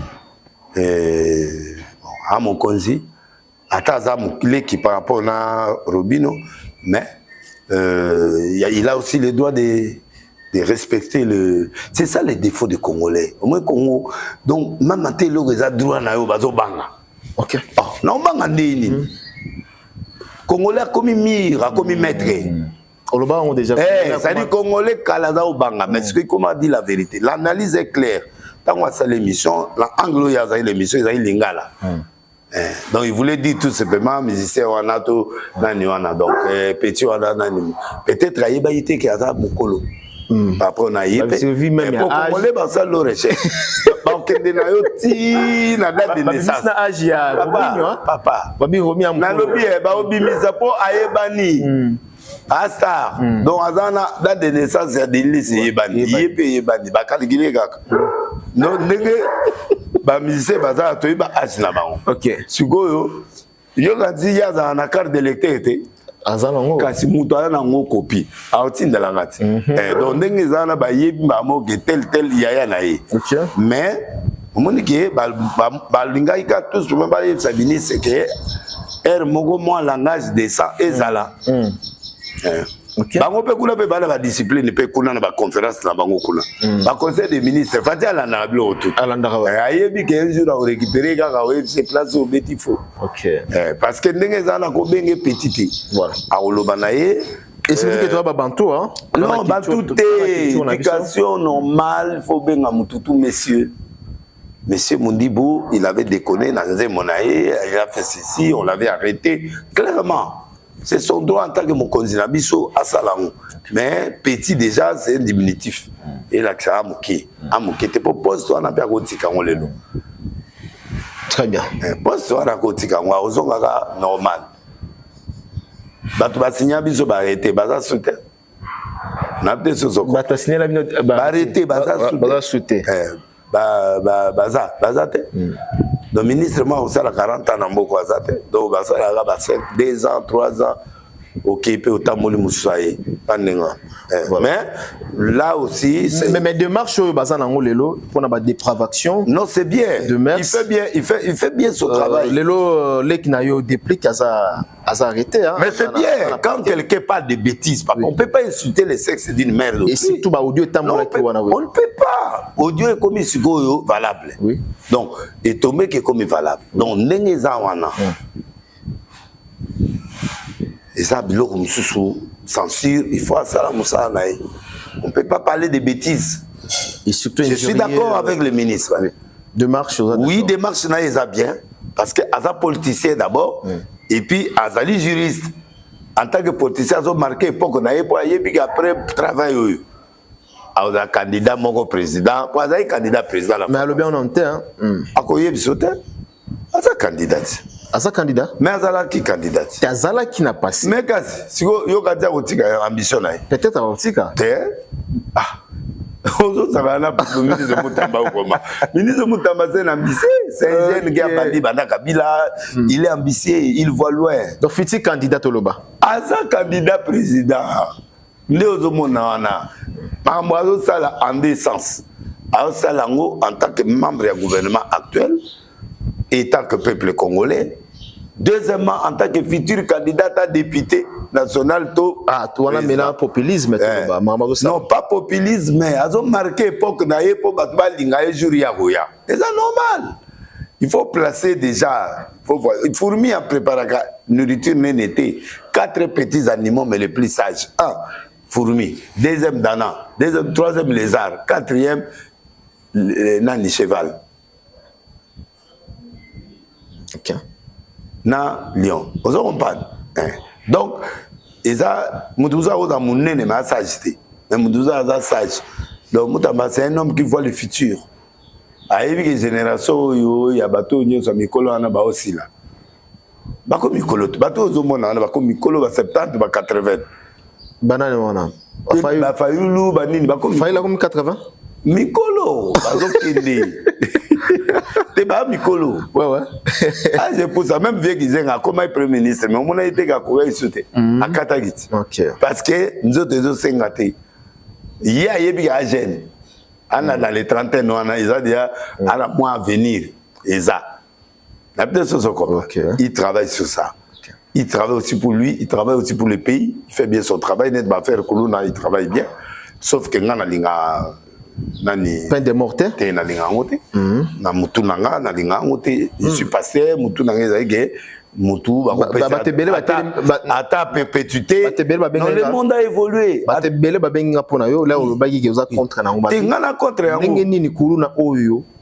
Abomi moto. Akati alongoli loboko. Yo linga subir peine de morte. Non, il peut être condamné à mort, condamné à vie. Et ça, c'est normal, la perpétuité. Atika na prison. Très bien. Je ne suis pas contre la peine à perpétuité. Je suis contre la peine de mort. Ça dit qu'on exécute la personne. Non. Il a la chance de changer. Peut-être Erwana Azaki n'a pas esprit à quoi porter. Erwana peut-être social et un mot qui peut s'y tenter. Alors ma copine, mon boy, auto zemisa. Faut maternité. So azo monoza na saka lui vito ata ya lumoniato. Na téléphone. Na quand lui boka zu sac. Condamné. Il est condamné. On doit le condamner. Même à ta perpétuité. Bon, peut-être aussi laxisme, laisser aller commis. Non. C'est différent. Après, magistrat, bimisi mutu. Non. Même na poto, il y a toujours la possibilité à donner à quelqu'un de changer. La prison, c'est un lieu de rééducation. C'est un lieu de rééducation. Beaucoup de loi stricte, même les États-Unis, partout, Texas, ou place chaise, mais il y en a beaucoup de gens mais la drogue, quantité, mais on a en tant que pasteur. Mais na social boy. Tata na yona ya bien que des sexes. Moi c'est la mobile. Ouais nani Donald Trump. Au moins que boy na et la conviction na yé. Est-ce que bibliquement il a raison? Oui. Mais sur le plan évolutif, sur le plan social, batuso abota mabongo, iné bongo. Parce que ministre ya justice Mutamba ndenga lobité a lobi l'air alingaka impliqué loi wana papa mambaje ya papa sonder lo ba papa mama baje wana l'air ba pekisa ki yango amona ki ba ambassadeur o batomela ki longola ye après 3 jours à longwe parce que za loi moko à part américain wana zu courage ba monde ceux qui démocrate ma zongi bien États-Unis au sali loi le lomuto aboya ko longola. Mais on est bisoté pour la balongolaka. Au moins quand il y a au longwa wana président mususu à côté azongisa. Ils ont que des monanotes. Il y a différents à Congo. Congo, c'est difficile, nous sommes influencés par l'Europe, par les autorités internationales. C'est difficile pour la. Mais peine il y a des morts. Oui. Pour un jeune garçon, on peut lui donner le temps. D'accord. Il n'a pas de mineur, condamné soit comme majeur. Ba peine na onyo soit na yatango comme na 18 ans, après 18 ans ba condamné. C'est-à-dire que sera jeune toujours possibilité à changer parce que l'esprit qui l'anime, on condamne quelqu'un qui a coupé la main, mais on condamne pas ce qui a poussé ces jeunes à couper la main. Na ba poto ba mboka lokola ba mboka lokola ba Angleterre ba pesaka social na l'église. Pour la pierre à mon pour beauté à rabatou va changer. C'est ça. Mais il n'y a aucune politique d'encadrement à la chaîne. Et ça fait. Très bien. Mais voilà. Donc moi je suis contre la peine. D'accord. Capitaine Laobo Mamoutou. D'accord. Je suis contre ça. Pour des jeunes, oui. Mais je suis d'accord qu'ils soient arrêtés. D'accord. Qu'ils soient condamnés. Même à perpétuité, ce n'est pas un problème. Ok. Est-ce que les longs de Tondo Loba. Mais il fait bien son travail. Hein. De ce côté-là. Non, ça me bien. Ça est bien. Mais sauf que moi, je ne dirai pas jamais qu'il y a un mouton la mission. Donc, net il y a Moudi Boana. Je ne suis pas d'accord avec ça. D'accord. Net il y a Lobina Petit Wana. Non, moi, je ne suis pas d'accord avec ça. D'accord. Monsieur. Balanga a proposé oui, monsieur. Voilà. Bon, il faut comprendre. D'accord. Alors, Nandol, par rapport à la dépravation, les lots, et comme ça, il y a Minzembo, et comment il y a mon message, artiste, la Mouki, le Bersalin Zembo, ou avec insanité dans la case, ils ont Zembo, peut balayer le Congolais, bazolinga yango. Mais les Congolais aiment les bêtises. Voilà. Les Congolais aiment Bilokwana. Balingi pétage, voilà. Les Congolais normal mais il faut maintenant que le ministre de la jeunesse. Rôle paye ministre de la jeunesse. Non, exactement le ministre de la justice, ministre de la jeunesse. Tout le monde a été. Il faut Azala, ministre de sport. Il faut Batouana, insérer programme. Et moi quand je un match basangizi joueur à l'air basangizi ba ba kebeta to gagnaka par grâce normalement moi na muke kwa banda bala malo na ba banda 5 ans ba beta bale na batuana ti ba kotisier na 17 ans d'équipe hein première équipe et puis a beta ti ba bien gagner coupe d'Europe donc makambo ya nzambe makambo ya sport makambo ya mayele et c'est il faut formation.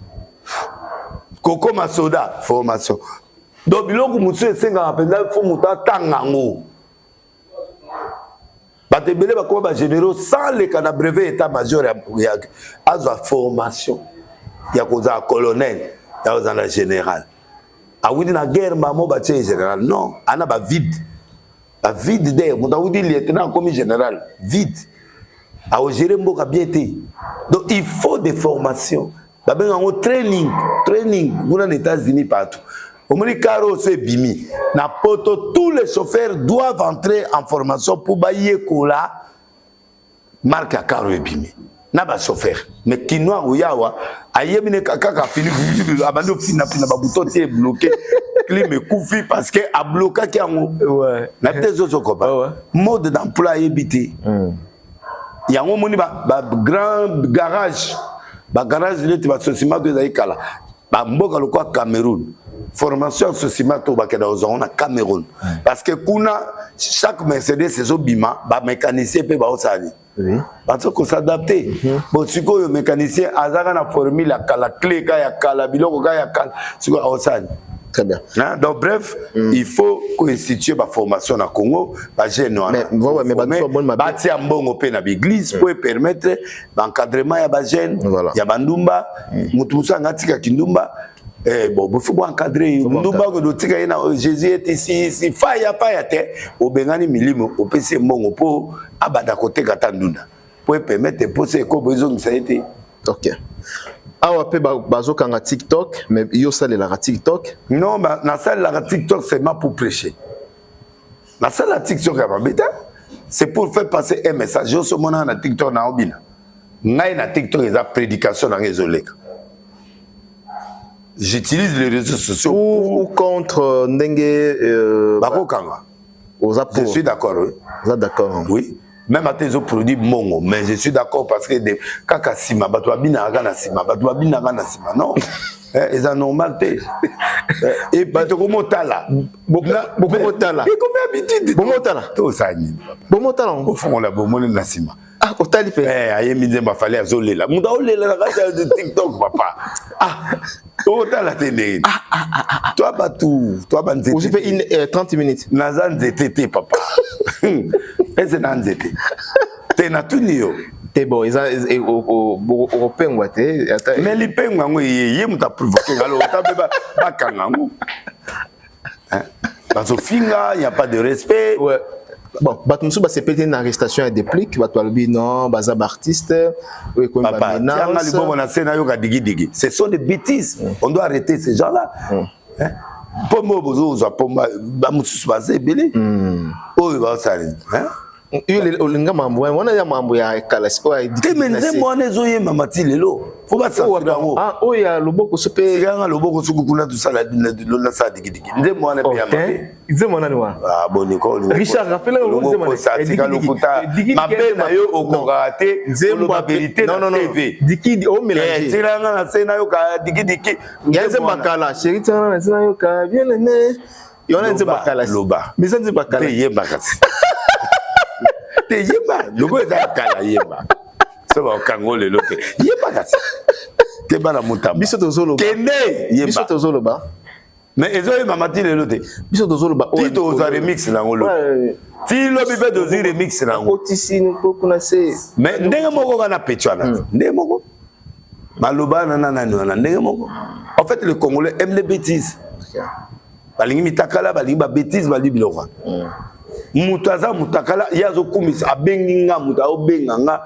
que vraiment yebisa nani mwana ngo États-Unis onani taba bimisaka nani Peniel en tout cas azana beauté koleka na bilamba et c'est mutana normal azana beauté koleka bilamba ça dit azo lukaye parce que nidité nae eza kitoko koleka nyonso tala perversité ko eza na Congo na ngombala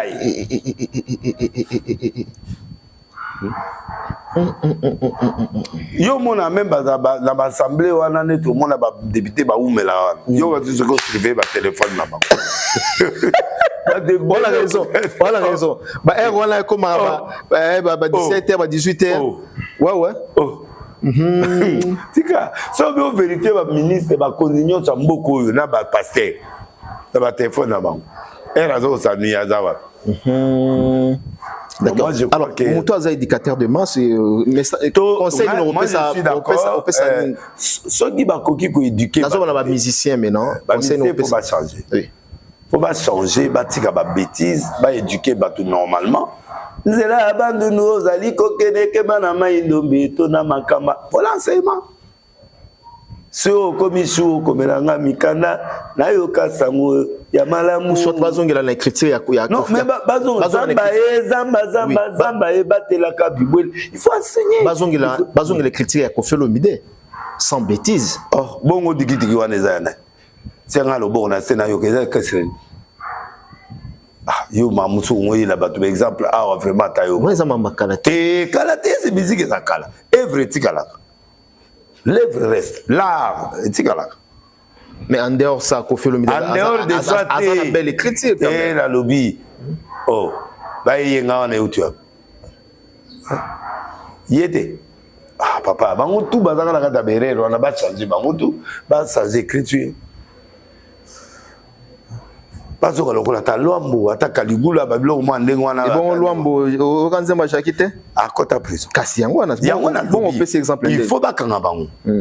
Yangwana plus pire. Kanga en tout cas, ministre.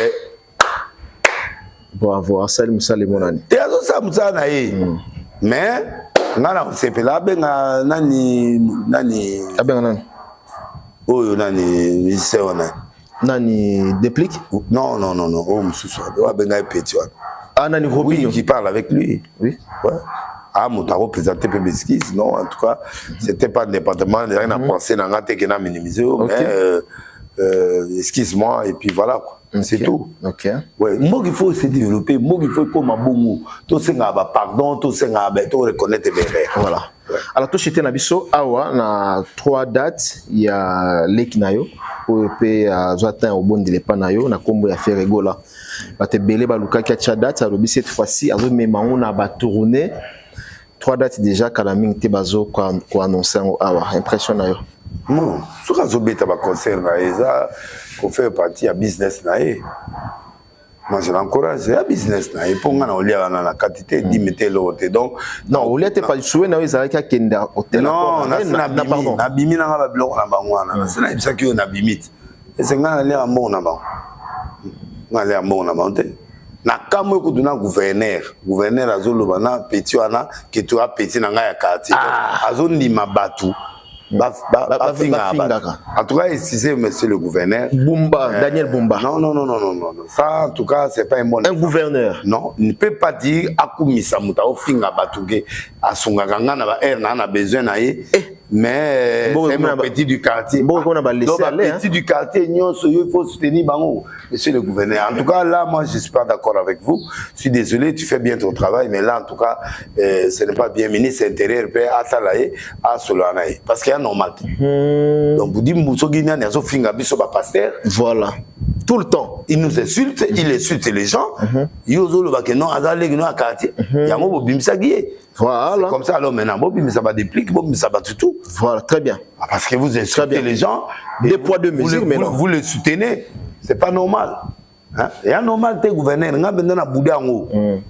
Parce que lui, pas un petit noir quartier, donc le roi gouverneur, il faut soutenir. Non. Est-ce que ça s'en sert au la télévision même? Il faut retirer Malomana parce que le gouverneur, bisous va toujours voter, bisous va toujours limayo.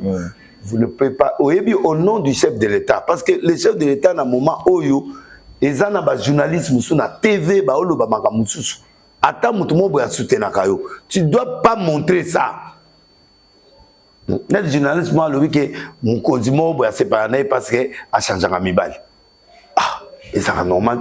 Donc, vous, gouverneur, n'a qu'un dimanche, gouverneur, le bagage, mon la compétition, musée Kindingo, c'est un mon musée à Zofinganga. Mais moi, il y a qui peut être, par exemple, qui n'a pas besoin d'un outil, na prison pourquoi on a tina na été pour un problème alors mutande ngwana yo yebisege no mutwana amwana asunga yo na nini mutaboya asunga na nini a petit na ya quartier non en tout cas monsieur le gouverneur là je suis déçu en tout cas ceux qui parlent on a na sengi na ministre intérieur après ce conseil parce que là j'ai pas aimé. Très bien. N'est peut reprocher le ministre de la Justice il fait bien son travail, mais là, il ne pouvait pas appeler un monsieur, une star, petit mot. Non, on a le droit d'appeler ce monsieur, monsieur le musicien. Point. Je crois que c'est ce qui est important. Okay. Moi, je crois que l'habitude, il faut ici, là, changement de mentalité, il faut quota. N'importe quoi, démission. Moi, pour ma bêtise. Conseiller, moi, le directeur de cabinet à Raffarin, premier ministre. Et pas Ndumba, pas Bandumba. À démissionner, à démissionner. Mais mentalité, il faut donc, comme on a bloqué, on est assouté.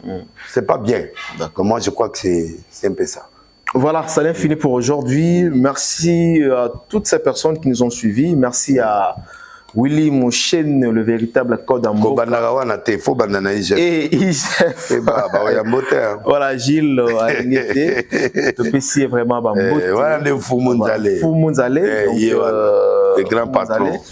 Richard Zwanga na Lungi, s'il vous plaît. Foumounzale. Le Koutana et Azoluga Makambu. Le PC est bamboté. TNC. Bamboté. Sans oublier na Willy. Foumounzale, hein? Foumounzale, ouais. Gilles Lingeti. De la Lingeti. Voilà, on est Foumou. Voilà, on est Foumou. L'étape, prophète. Des papiers, mon ami. Et mon ami, hein? Des longues jambes, hein? Des longues jambes. Pas ça, c'est mon kindi, ça. Ça a kindi depuis une semaine. You're welcome. Diesola. Le coup de cœur du gouvernement, Doudou Fouamba, le meilleur ministre qui a stabilisé l'argent, les dollars le respectent. Et il fait un très bon travail. il représente vraiment valablement le président de la République. En tout cas, nana moi ministre a pessinga sengolo ko la été. Sto zelaka ka. Donc il penda to kende. Après Pascal Kester adjoint. Frère nanga Pascal chaque fois na mon ega vision a compé déjà j'ai camé. N'habité logo ça solo ça vision ça ndel. A comme PDG anine. Na mon est abongi si j'ai camé na niveau mo impossible. Que Dieu m'écoute.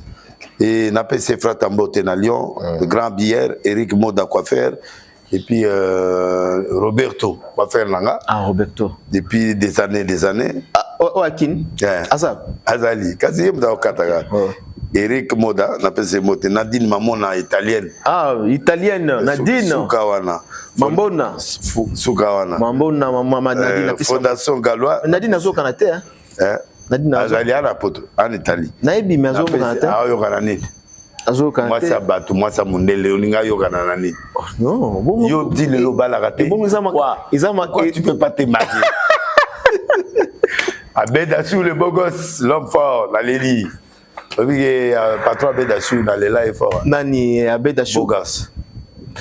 King Slova, petit nanga à Paris. King Slova, mamna pino bo salango. Magamoni. Ngana banana bede lelo. Dans une liste ti lelo doto. Wana tali lova te, lova mudamu tunaoti. Non. Ah. Non, batalibanda na zo mona ba kombo ya ba liste. Mama Congo, akalise lelo. Ba ser rangat. Mama Congo. Ah, la lila est fort. Mama Zol bozo kan. Na PSB Exxon bot. Mama Zol bozo kan. Problème ya te. Pour la maman Denise. Il a problème te. Andi Makaye. Andi Makaya. Oui. Alors ça m'analyse par rapport à Babylone, soit Batouba, ça. Makambo ozo comité na place nini. Nani. Ba vie ozo les canaux réseaux sociaux. Maman za mosanto. Maman za nani? Maman Denise. Aza mosanto lokola maman Marie. Ba on peut ba boiter aza mosanto lokola maman. Talingate na kokota na makambo ya mère de la nation te. OK. Ah, je la respecte pour aza bongoti. OK. Aza moi sa valeur. Président moi sa valeur. Donc les institutions présidence on touche pas. OK. Donc nengazana azala mabe te a mama nanga, a mama des nations. Aza première dame na biso. To ana bango mi baleti. Ka yi moko yi wana. Alors ba petero ba ko ya tututu. Donc azala mabe azala malam. Na lobi mabe ya mokonzi ba loba on amplifié. O sola na yi. Mabe ya mokonzi, erreur mokonzi. Bakena na ngona mbango na likolote. Bon entourage à Mokonzi. Nani? Entourage à Mokonzi. On peut reprocher, oui. Yozo reprocher ni na makambo. Na reprocher mututé po na ebi masolo anati. Ana ebi ngote. Ngana ebi logote. To comme na ba audio artificiel, to comme na blog belé donc po na ngaku donc ba blog na ku dunga kuna kiba ngote. OK. Moi ce qui est important, Ezali Fati aye a la décision pour la guerre. OK. Les restes on a étalingate. OK. Mbutalo mina pesi mbote na maître Cobra na Djonga na pesi mbote na pesi pe na yope archevêque mbote. Merci beaucoup. Donc Dédé Moupassa pe na pesi mbote na zongeli Doudou Fwamba le chouchou des ministres IGF Alingeti. Ah c'est ça ba Kodamboka Willy Mouché Aladji na pesi mbote. Oh Aladji restaurant là. Aladji. Donc, Allah dit te PC Bambote. Là, il va distraction, ça ne contribue pas au développement du pays. Moi, ce qui est important, s'il y a quelque chose qui ne va pas, j'ai pris Dieu pour ça. Donc, il y a un débat où ils ont les canaux, il faut qu'il y ait un TikTok, hein? Il faut parce que c'est vrai. Moi, je crois que, en tout cas, pour devoir respect, na bakozi na biso to honorer bakozi na biso et puis RTNC ouais.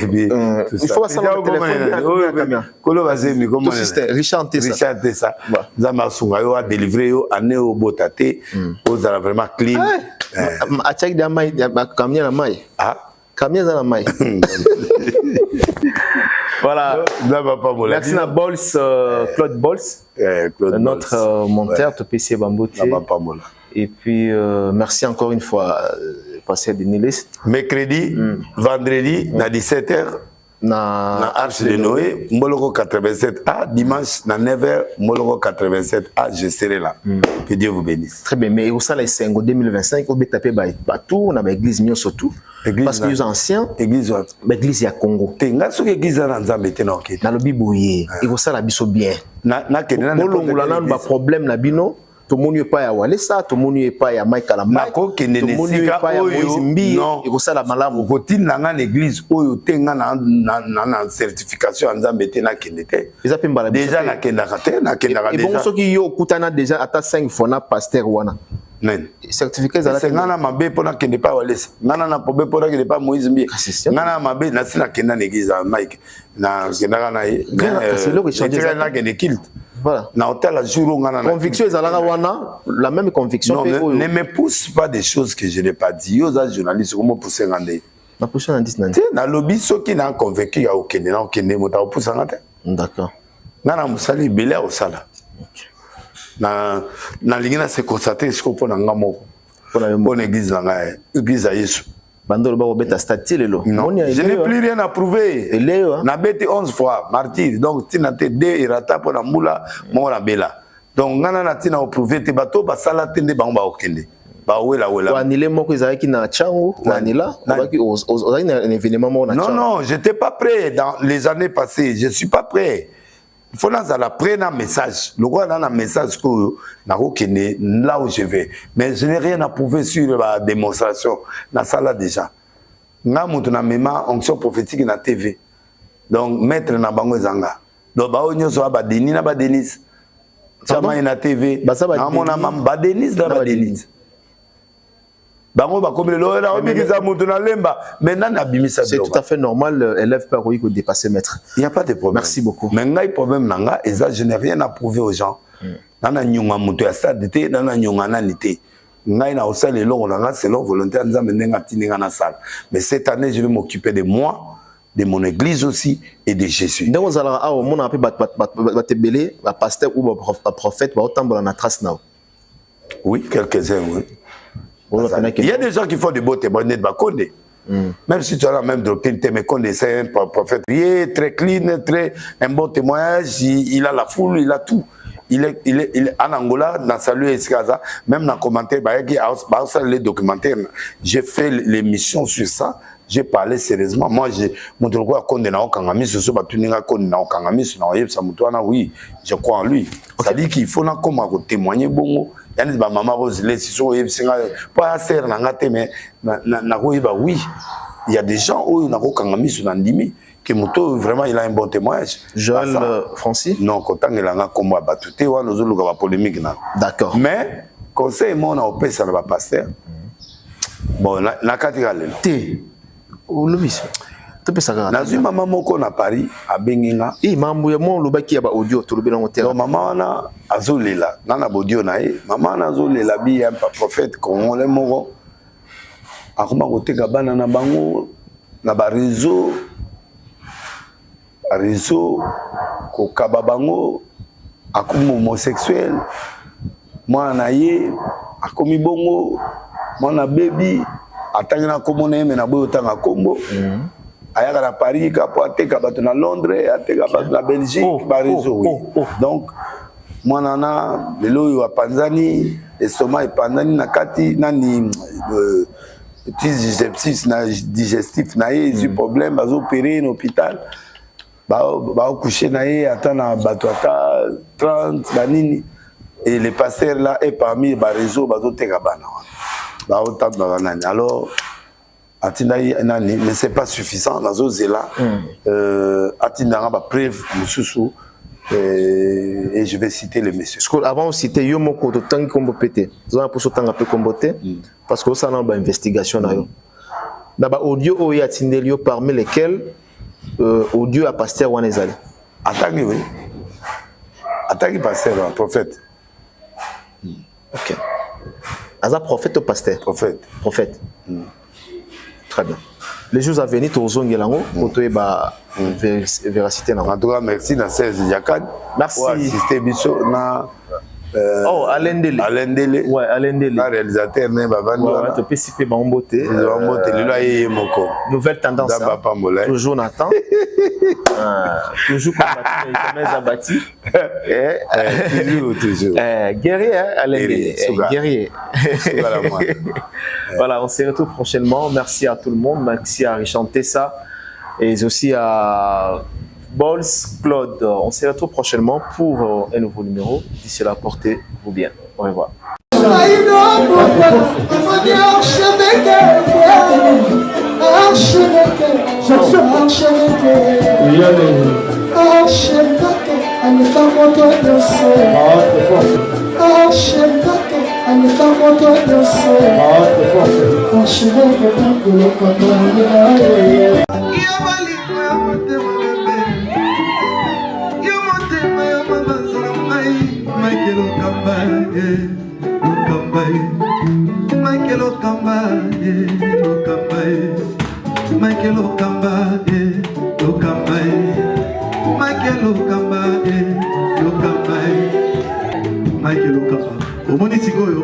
L'artiste, c'est l'improvisation.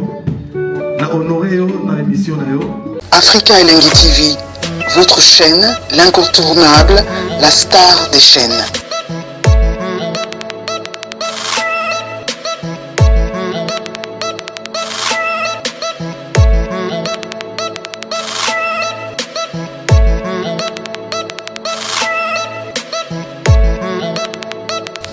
Africa Elengi TV, la magie de l'info.